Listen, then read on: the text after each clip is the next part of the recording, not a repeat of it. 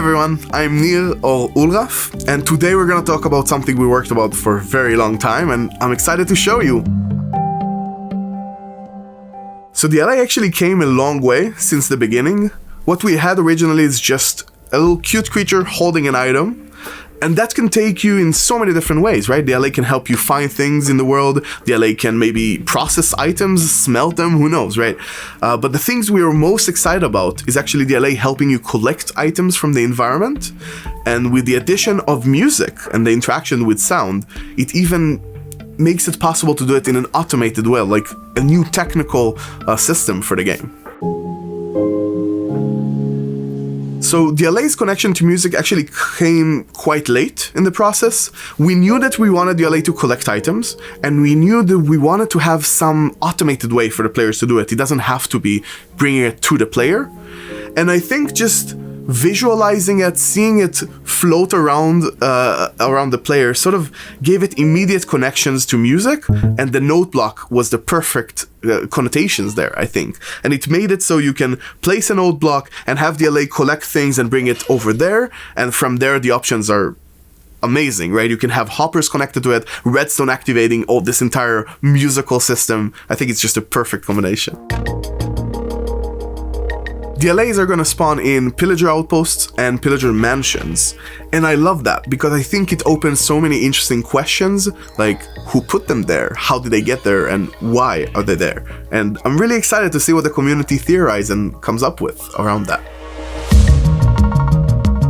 During the development, we found out this problem. You would go out mining with the Allay or collecting sand or anything like that, and the Allay would sometimes get in your way. It was trying to be very helpful, right? It collects the items and starts bringing them to you, but it ended up being in a case where it's always in view in the worst time, right when I'm swinging my pickaxe, it's right there. And that was really bad. We want you to feel safe. We want you to feel that your friend is there with you and you're collaborating together. You don't want to be constantly watching out from shooting a bow and hitting your Allay instead of the enemy. So what we ended up doing is that actually there's a really strong connection between the player and its Allay, and in that connection basically avoids any damage. So even if you swing your sword through the Allay, it's going to be fine and still flying around and helping you. The Allay sound has been a really interesting challenge because you can't really take inspiration from anything from the real world. And we ended up going with this magical, mystical vibe, which I thought was really, really nice. But then, taking that and trying to find subtitles for all those weird sounds we made up was really interesting. And specifically the one about when you take an item away from the Allay was sort of an interesting, complicated feeling, because we wanted the Allay to be sad about losing an item, but at the same time happy about the player getting that item.